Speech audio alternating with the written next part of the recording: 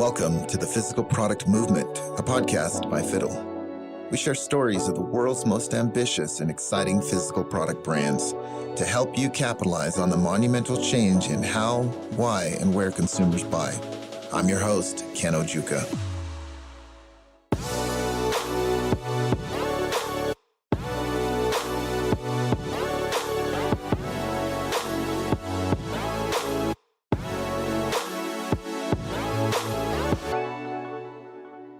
In this episode, we talk with Laura Modi, CEO and co-founder of Bobbie. Bobbie is a popular organic and European-style infant formula product that's growing like crazy. Laura talks about her journey from working for Google and Airbnb and how she made her way from the tech industry to the world of physical products. She talks about her frustrations that led to her creating a new and better baby formula product and the challenges of launching that product into a regulated and competitive industry. She talks about embracing science to figure out tough problems and the importance of surrounding yourself with a strong team of experts.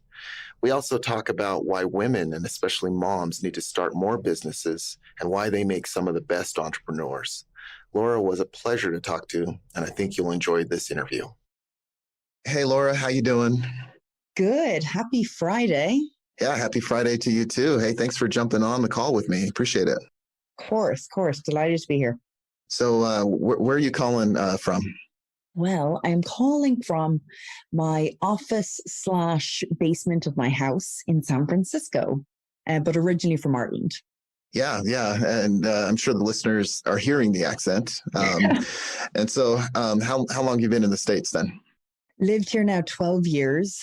I always thought I'd kind of just pop over, maybe spend a year or two, and I haven't left.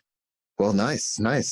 Well, we'd like to kick these off by just hearing a quote from you. Maybe something that's impactful to you, some words that you live by. Is there anything that comes to mind? Yeah. I always say it's not rocket science unless it's rocket science.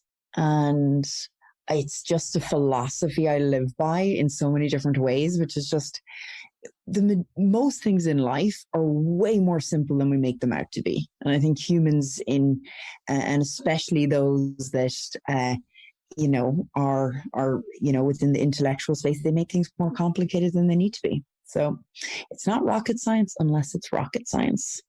Well, I love it. So I don't know what comes to mind. Do you have an example of something like that maybe you've seen or experienced? Yeah. I mean, I could get into just even the industry that I'm in, like I get this all the time. It's like, wow, you make infant formula. That must be so hard. Like, how did you ever even get started with that?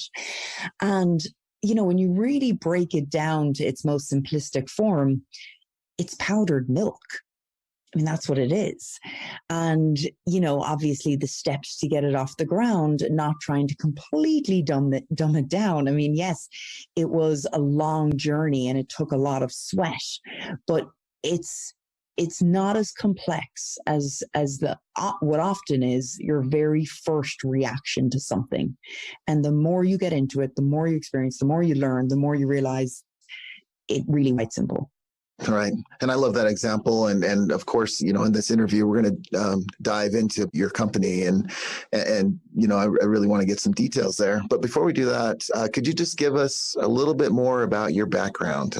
It looks like you have a pretty interesting background and you've spent some time, in Silicon Valley working for some of the notable Silicon Valley companies like Google and Airbnb. But, I want you to take us back just, even before then, what were you like as a kid? What did you want to do? And how did that lead you, to eventually make your way over from Ireland?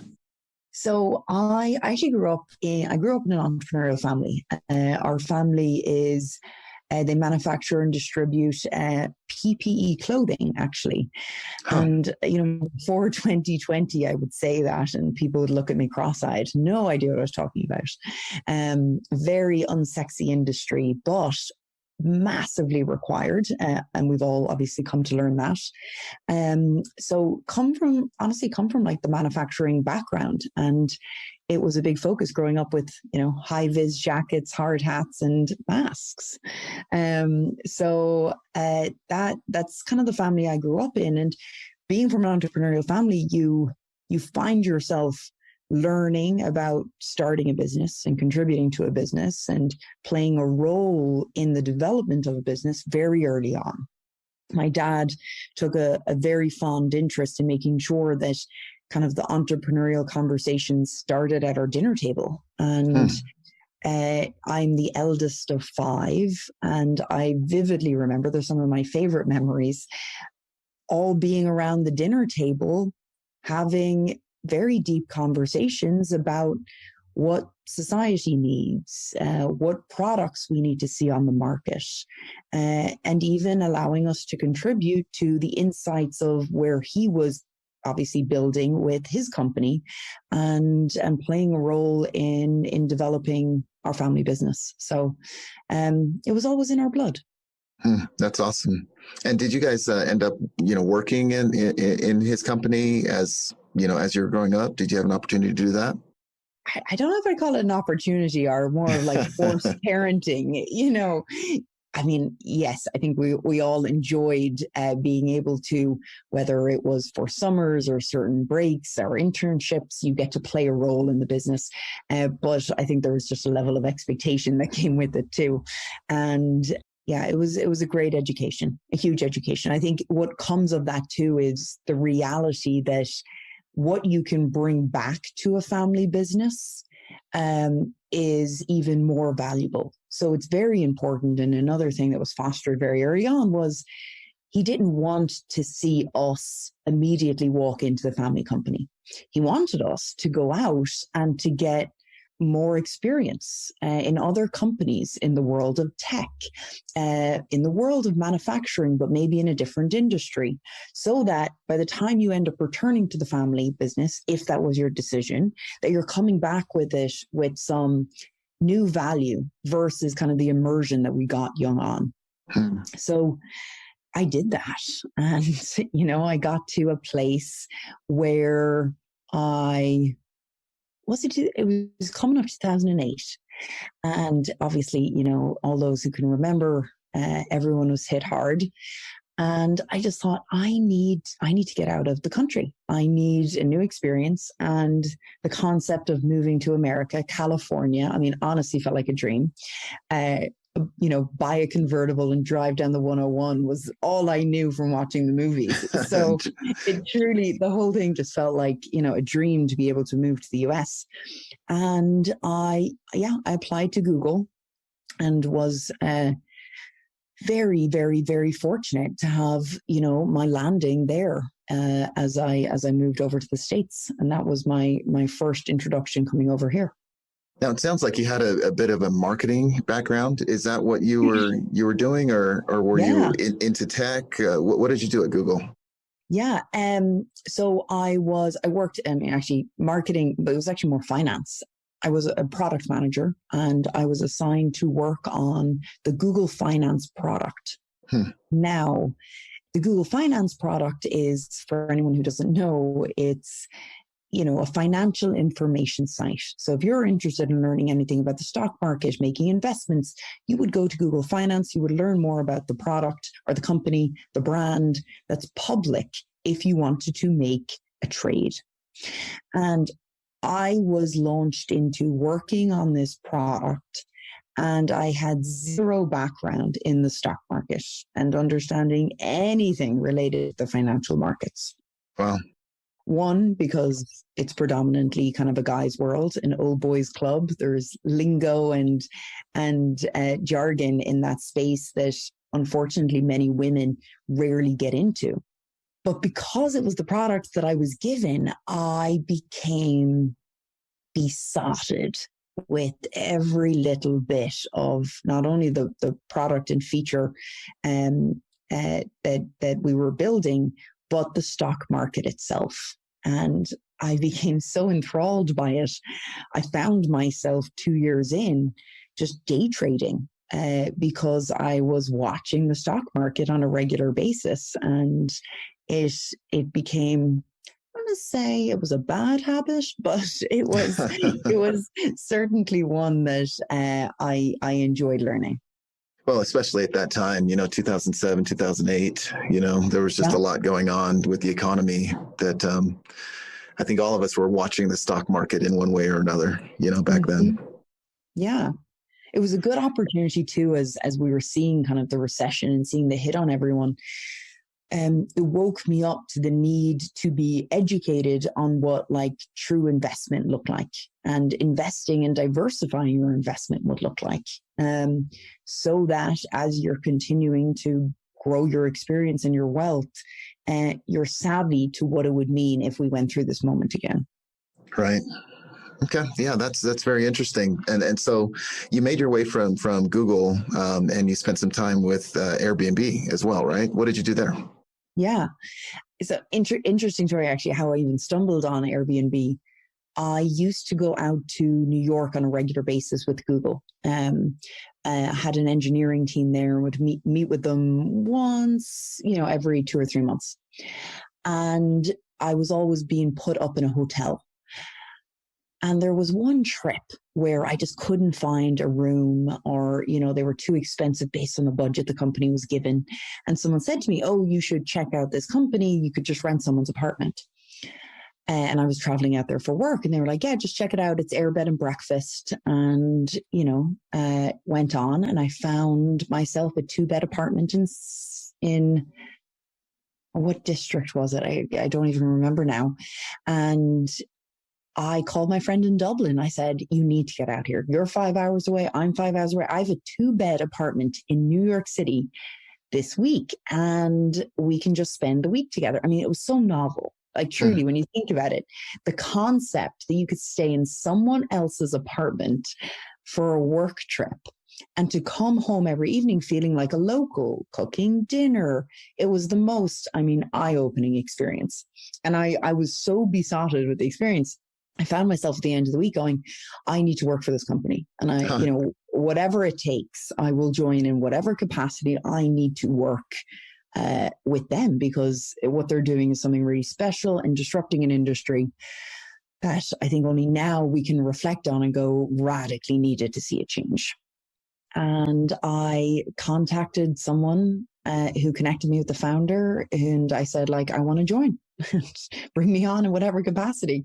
So I joined as one of the earliest operation leaders, and moved between growing our hosts and our host ops org and our customer service org.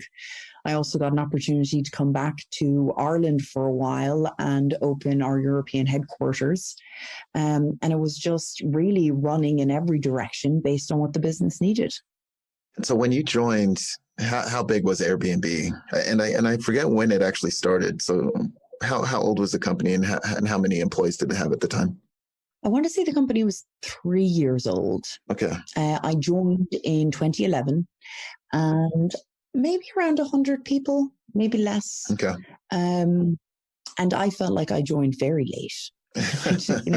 You join and you think, "Oh man, this has been a fabulous 3-year journey they've been on," because you have no idea when you join kind of a rocket ship like that, what the next few years in the trajectory is going to look like.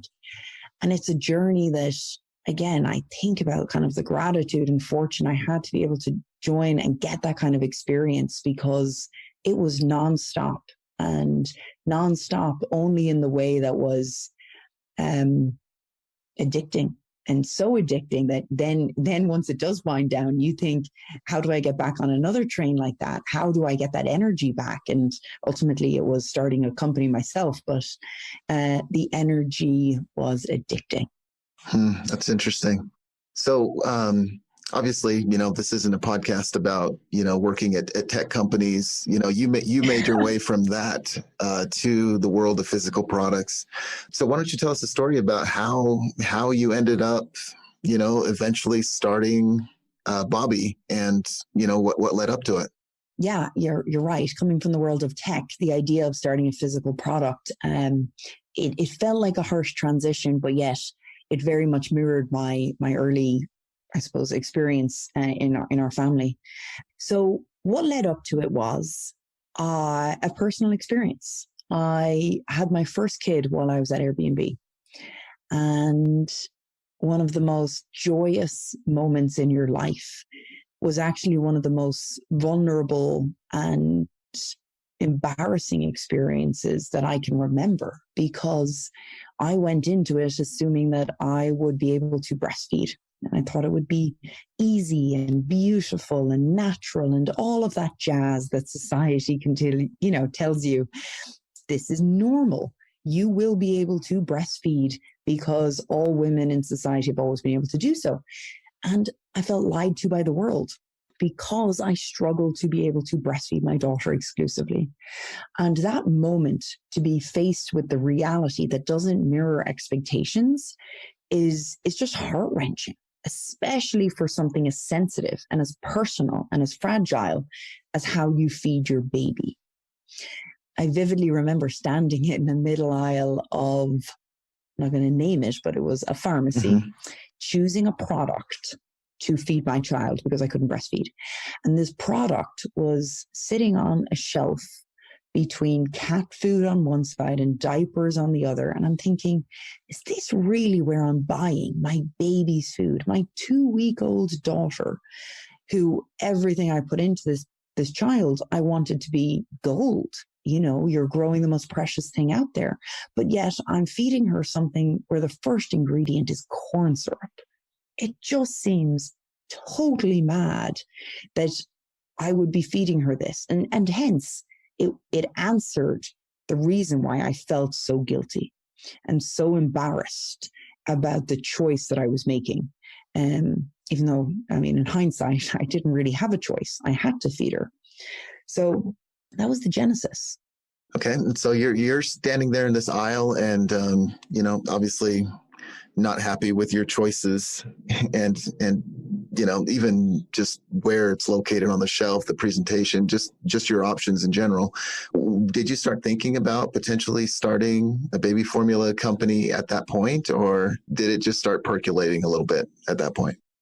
I definitely didn't walk away immediately from that experience thinking I must start an infant formula. But it had me walk away going, I need to figure out how I feel less guilty. So what I did was I just started researching the market. And honestly, like every new mom, you turn into a crazy researcher. You start researching the best infant formulas, where the ingredients come from, what does the market look like? And as all of that research was happening, over the next few months, I continued to discover that there was few options on the market, and that the majority of parents, 83 to be exact, 83% of parents were turning to infant formula, but yet no one was talking about it. And all of this research over the next few months, if you could imagine kind of the chart here, my knowledge of research was going up, my knowledge was going up, and my exhaustion was going down. Because now my daughter's getting a bit older. So I get to the end of that first year with her, and I feel like an infant formula expert because I know everything about the market. I know it's dominated by 2 major companies and it hasn't seen change in 40 years. I was aware that there was a rampant black market for European infant formula, and that the European infant nutrition standards get updated on a regular basis in comparison to the US. This was knowledge that unless you went into that crazy researcher hole, you were never going to know. So I finished that first year going, I know too much to be dangerous here, that I should do something about this. Like, why isn't there a better option on the market? And yeah, that's when kind of the percolating turned into kind of the inception and ultimately starting the company. Okay. Yeah. Interesting. So for those who, don't know your brand, don't know Bobbie, what is it? And how do you describe it? And what makes you unique from the other baby formulas that you described?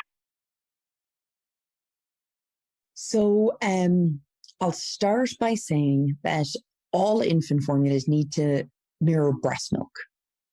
So, as far as one infant formula differentiating to the next, it's really important that all of the recipes are giving you the output that a baby requires. And I always say this because for any mom that's listening, it doesn't matter what brand or product you choose to feed. Just remember that your baby is going to thrive and you're making the right choice for them. And compared to any other product out there, that's such an important message for parents to know. The differences and where Bobbie kind of stands out is that we have chosen ingredients that go into that recipe that really differentiate to what's on the market. And at the end of the day, the choice of ingredients is what you can also see in kind of the long-term impact as well. So Bobbie is the only infant formula on the US market that is also designed after European nutritional standards. That means that we've matched our levels of vitamins and minerals and ingredients to mirror those that you also see in the European market. And we've done that because the European nutritional standards are constantly evolving based on the latest science. The last time it was updated here in the US was in the 1980s. So while we are FDA regulated, we also mirror that of EU nutritional standards. Okay, I see. And those standards are generally considered to be higher standards than what you would see here in the United States. Yeah. Correct. Not only do they evolve, but they're usually a little bit more rigorous and just a little more demanding. They are. I mean, look, I'll give two very, very consumer-friendly examples. The first is that there is limitations on adding corn syrup to infant formula in the EU. But yet, here in the US, if you want 100% of the carbs that need to get added to be high fructose corn syrup, you can do that. So there's no regulations put on companies here to make a decision around what ingredients to choose. If you can choose the cheaper one, depending on what kind of company you are, you may choose to do so. Another example is DHA. DHA is a really, really important nutrient for brain development. And the EU came forward and said the minimum requirements for DHA are so high that they exceed any infant formula's decision to put DHA here in the US. And that's their minimum bar. I see. So let's dig into the corn syrup thing. I know, obviously, in the last few years, corn syrup is, it's being removed from a lot of products. At least from what I can see. For those that maybe aren't too dialed into the real impact of corn syrup and why we may not want to consume it and why especially you wouldn't want to feed it to a baby. Could you explain that a little bit? Give us a little color on that. Yeah. It's funny. I think I might always just assume that it just seems obvious, but it's not because, we use corn syrup for a lot of things. So first off, here in the US, we generate a lot of corn and corn syrup is plentiful. So it is used as kind of a cheap carb source. And to be fair, it gives you the output for exactly what carbs are required for. Some of the detriment, or at least the way some of the science is evolving, is showing that too much corn syrup early on can have an impact at an adolescent age. So you often don't see the impact immediately, but that impact could be everything from cognitive development to weight gain at an adolescent age. So just knowing that you could be stunted in different ways 13, 15 years down the road would give you pause to say, why introduce too much corn syrup at this early phase, knowing it's going to have a long-term negative implication on our health. And you think of just like zoom out and you think about this country overall, there's so much work to improve our healthcare system. And it really starts with what we're consuming. It starts with what we're consuming very, very early on. It's a horrible cycle that we continue to see here, which is if we continue to eat bad food, we will continue to deteriorate our health. And that will continue to put strain on our healthcare system. And the cycle continues.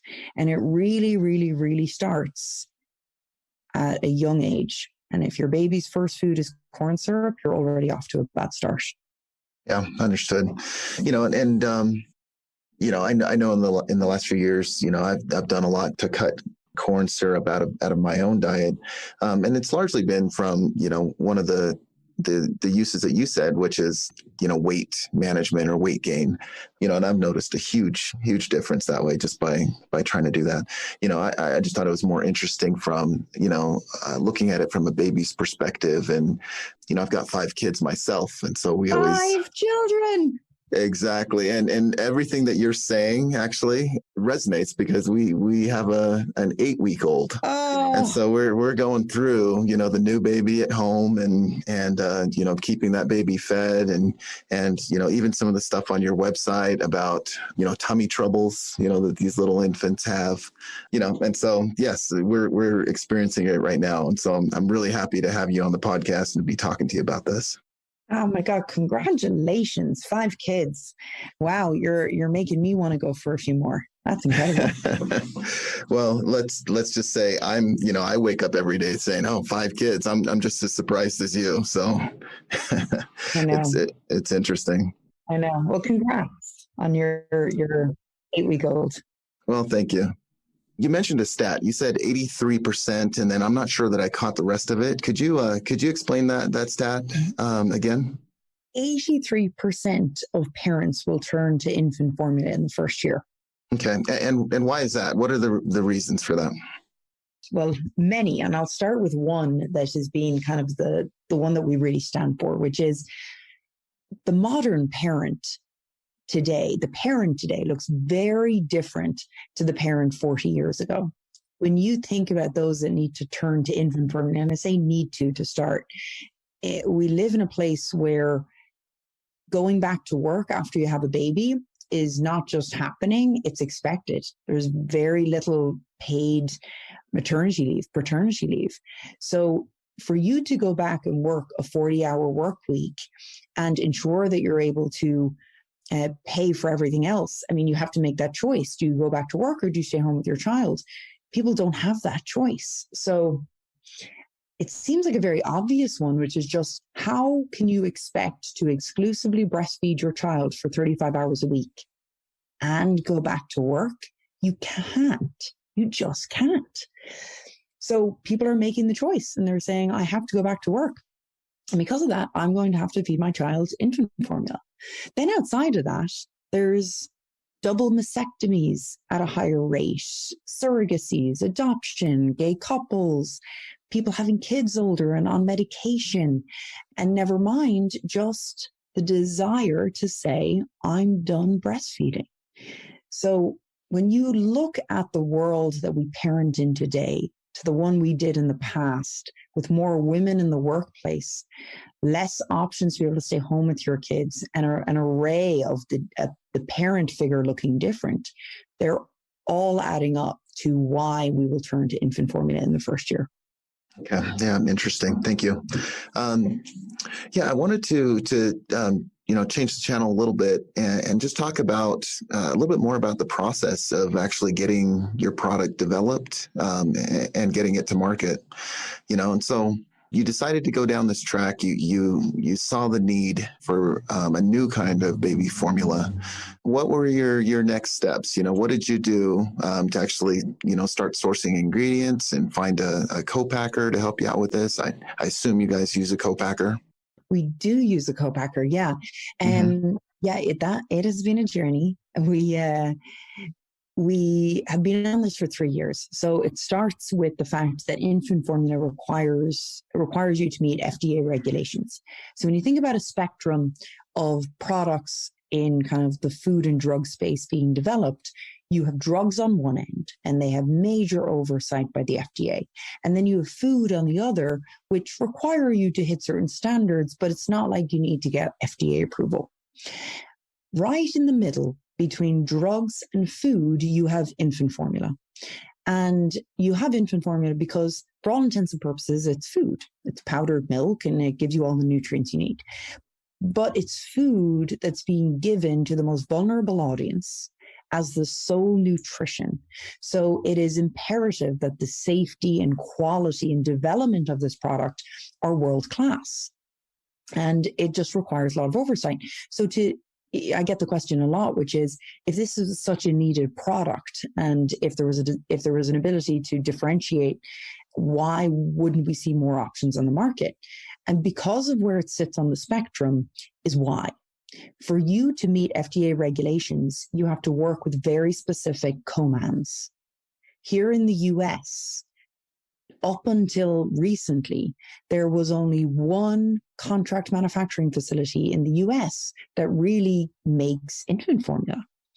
So first off, you kind of think about that roadblock. Just to get to a place, to someone who can make your product, you're limited by very few options. In fact, no options. And then when you do get an opportunity to work with that one co-man, you're beholden to them in many ways. And that means you need, honestly, a lot of capital and time to be able to work with a product that will require FDA regulations, require you to meet FDA regulations. So yeah, we had to raise money. And, to enter the market, as I mentioned, you need the capital and time. We had to raise venture capital, and we had to give ourselves 3 years. And that's what it took. And we just launched into the market in January. And we've been on the market now for 4 months. Okay. All right. And did you end up working with that one co-man, or did you find a different option? We did. And they have been fabulous. Truly, the relationship that you build with your co-man and your suppliers. I mean, I heard about this a lot, kind of, entering into physical product world. You start to look at, like, what are your key dependencies? And I continue to hear from people like, that co-man is going to be everything. So I took it very seriously. And the relationship we built with them, and the partnership we have with them, and the dedication that they give to us from an innovation standpoint, and, the desire to explore. And honestly, they've been one of the best partners in a way that I truly can't imagine being here without them. Yeah. And you said the partner word, a couple times in that. And I think that's something that a lot of people don't realize, that your co-man is a partner in every sense of the word, and your success is largely, dependent on them and them doing what they say that they're going to do. So 100%. Really important to find a really good co-man. Okay, so I'm curious about raising money for this, and so how far along did you have to get before you felt like you were in a place to then go and pitch this to investors, and what did you have to show them that you were the person to actually launch this company and be successful in this space? It was probably about 8 months. And it started because I found out I was pregnant with my second child when I got the company, started. And I thought, I'm going to self-fund this. There's no reason why I won't be able to get this off the ground and launch before this child comes, in kind of like that naive assumption that, you could get this off the ground in 9 months. And I'll never forget kind of getting into that last trimester and thinking, the plan is in place. I know the contract manufacturing facilities and the suppliers, and I, had like a small team of scientists on board. We had the most beautiful formulation in place. And it got to a point just before I was about to have this child where I realized, no, this journey is going to be a bit longer. And for us to do this right, I'm going to have to raise money. That, and also ensure that my relationship with my husband wasn't going to be hurt if I kept self-funding this. So launched into fundraising. And I don't know if I'd recommend to anyone to go out and fundraise 8 months pregnant, but it definitely added to the story for why I wanted a better infant formula. Yeah, no kidding. I was actually, that could be used to your advantage, right? It could, except, I don't blame probably people who are sitting at the other side of the table thinking, am I going to give you millions of dollars and you're about to have a baby? Right.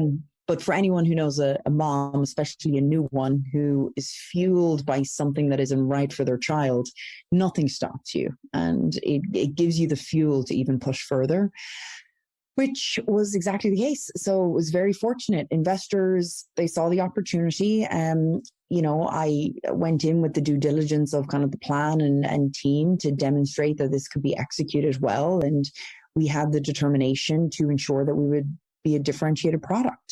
And you could see that in the work to date, which was the formulation in place and the brand we had built. So raised 2.5 million about 10 days before having my baby, and had my child, and then got back to work, and deploying that $2.5 million to a place that we could look at a product concept that was developed, know that it works, and then went in and raised a second round of funding about 1.5 years later. And I was actually pregnant with my third child for that raise, and closed 4 million then. And that 4 million plus the 2.5 got me to a place that we were able to launch a FDA regulated product and 2 babies.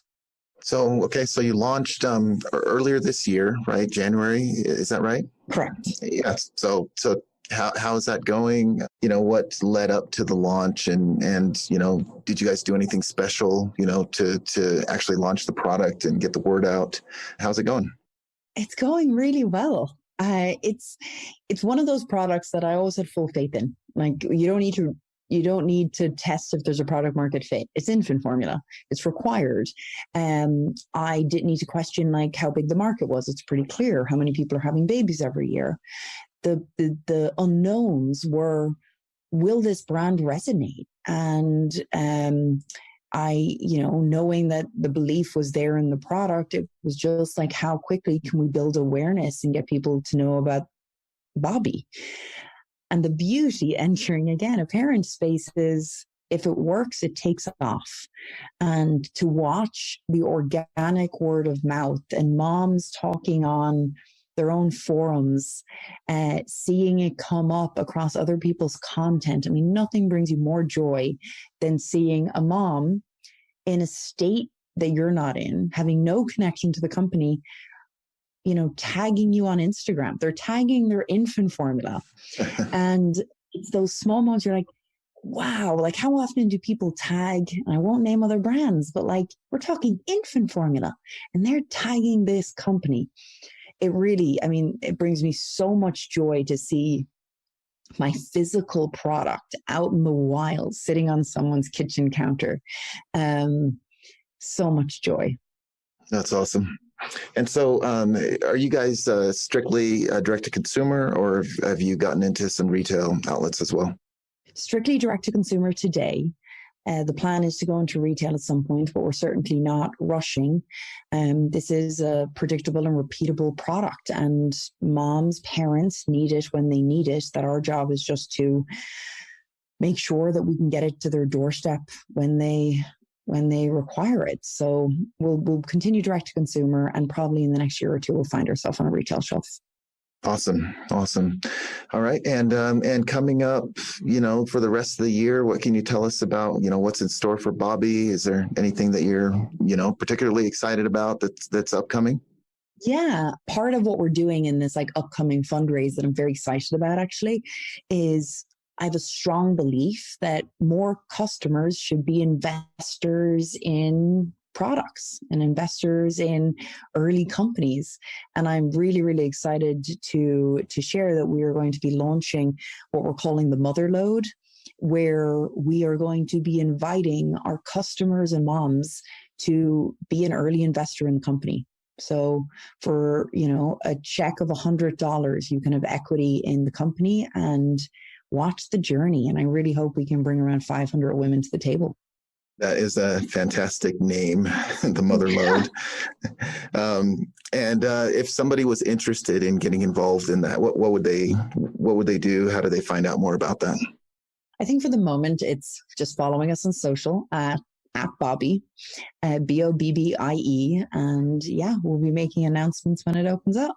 Okay, awesome. Well, let's jump over to the quick fire round. I've just got 4 quick questions for you. Name one tool or resource that has helped you the most in your current position. Google Calendar. No, that's a great one. I can't live without that either. No ways. What is one book that has helped you? Let the Score Take Care of Itself. It's a football analogy, but even not being a sports person myself, it's very clear how to run and grow and manage a business if you can think of it like managing a football team. Yeah, and that was Walsh, right? Yeah. Coach of the 49ers. Is that right? Bill Walsh, exactly. Oh, that's a great quote. I actually haven't read that book, but I have a new Amazon or Audible credit that I might use that for. So that's a good recommendation. What is one piece of advice that you would give your 21-year-old self? Don't sweat the answers. The answer is just to sweat. And if I could go back and just realize that it's just about putting one foot in front of the other, just get it done. Don't worry about the answers. Like truly, just get it done. Nice. I like that. Who is the person, let's limit it, I guess, to the world of business or physical products that you would love to take to lunch? Who's somebody that maybe you admire, you watch and you'd love to take to lunch? I'm going to say someone who I've never met. I think that's part of the question, but she is also no longer alive. And that is my grandmother. And she died at a young age, never got to meet her, but she was an entrepreneur herself, and she created a clothing line back in the day where she had 13 children. And that clothing line today is one of the biggest Irish clothing companies in Europe. And I would do anything to be able to meet her. That's awesome. You really do have entrepreneurship in your blood, huh? I do. Most of them I haven't met, but it's there. That's great. Well, Laura, this has been a good interview. I think that we've learned a lot from your journey with Bobbie and even just your experience before. What parting advice would you give to those that maybe are thinking about launching a physical products company, or they've launched a physical product company and they're currently in the grind? What piece of advice could you leave them with? I think the biggest thing is for you to just become the expert. You don't have to be today. If you find a physical product that you're deeply passionate about, immerse yourself into it in a way that you're going to be writing the thesis on it, that you should be giving a lecture on it, a case study on it. Become the expert, and then just believe in yourself that you know it better than anyone else. I think that's a great place to end, and we can certainly see that you've done that with the world of baby formula. Wish you all the best of luck with Bobbie. It seems like you are just kicking butt and doing awesome. I appreciate you taking the time. Thank you. Thanks a million, Ken. Okay, we'll talk soon. Bye. The Physical Product Movement podcast is brought to you by Fiddle. To find out more about Fiddle and how our industry-leading inventory ops platform is giving modern brands and manufacturers full visibility into their inventory and operations, visit fiddle.io, and then make sure to search for Physical Product Movement in Apple Podcasts, Spotify, Google Podcasts, or anywhere else podcasts are found. Make sure to click subscribe so you don't miss any future episodes. On behalf of the team here at Fiddle, thanks for listening.